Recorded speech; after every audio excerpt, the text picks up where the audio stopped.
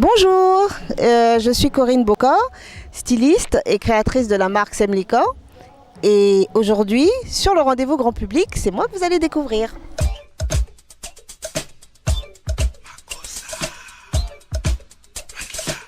Je suis Corinne Boca, je suis styliste, donc créatrice de la marque Semlico. Je suis béninoise et je suis installée à Cotonou depuis environ 8 ans maintenant.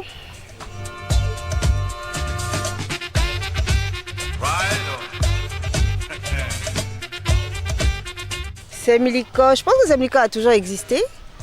Euh, Déjà, c'est mon prénom, c'est mon premier prénom. Semlico, c'est mon prénom fond.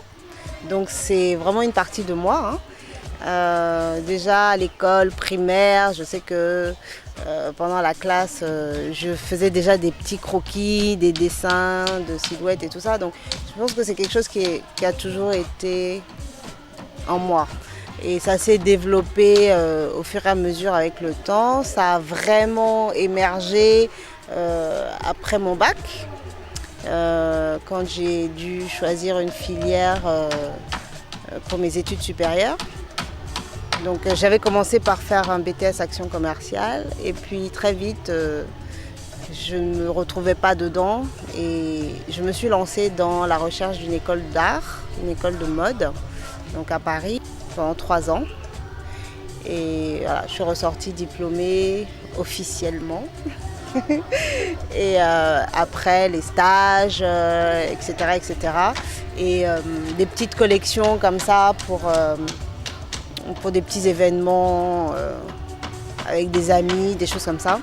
Et ma première vraie collection sortie officiellement sous le label Semlico, c'était à Dakar.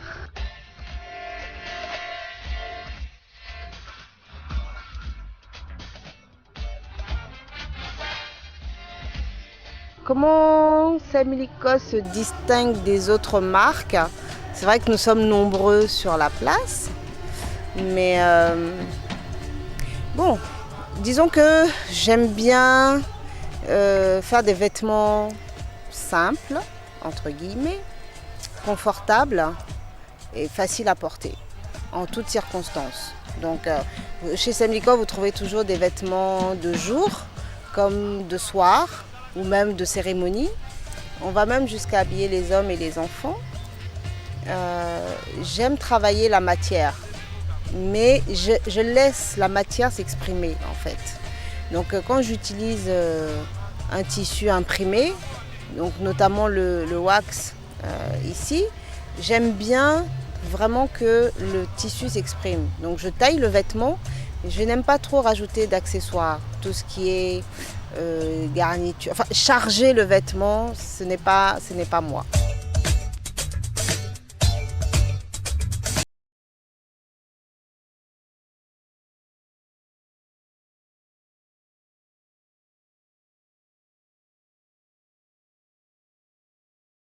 On rencontre beaucoup de difficultés, hein. Je pense pas que ce soit, par contre, c'est pas spécifique à notre secteur.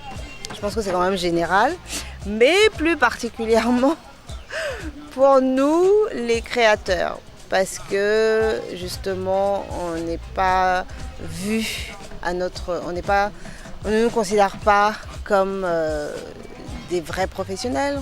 On ne nous juge pas à notre juste valeur et on manque aussi beaucoup d'accompagnement. Mais je pense que les choses vont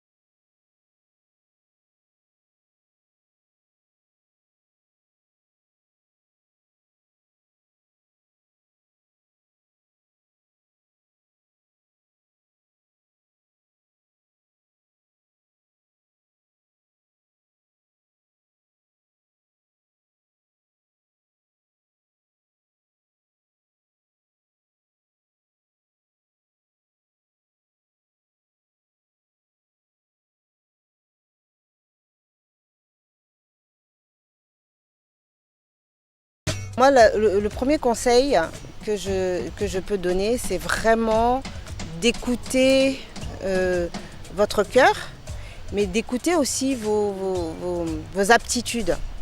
Parce que la plupart du temps, ce sont les parents qui choisissent pour les enfants, surtout en Afrique. Et les parents veulent vivre à travers leurs enfants ce qu'eux n'ont pas pu vivre. Et ça, c'est une grosse erreur parce que chacun a son potentiel. Et il ne faut pas l'étouffer. Il faut vraiment suivre sa vocation. Parce que c'est une vocation. Chaque métier est une vocation. Suivez vos désirs, vos envies et renseignez-vous. Si vous avez la chance, la possibilité de pouvoir faire des études, on peut faire des études dans tous les secteurs. Il y a des écoles de cuisine, il y a des écoles d'hôtellerie, il y a des écoles d'agriculture, il y a des écoles de tout. Renseignez-vous et allez dans la direction qui vous convient. Je pense que de nos jours, les parents sont moins fermés. Donc, à vous d'être convaincant, de trouver les bons arguments. Renseignez-vous, prenez les informations qu'il faut et présentez. C'est comme si vous alliez à un entretien d'embauche ou comme si vous alliez à la banque pour demander un crédit. Il vous faut des éléments tangibles pour qu'on vous prenne au sérieux. Donc, avant de dire à vos parents, je veux faire tel métier, mais venez avec toutes les informations.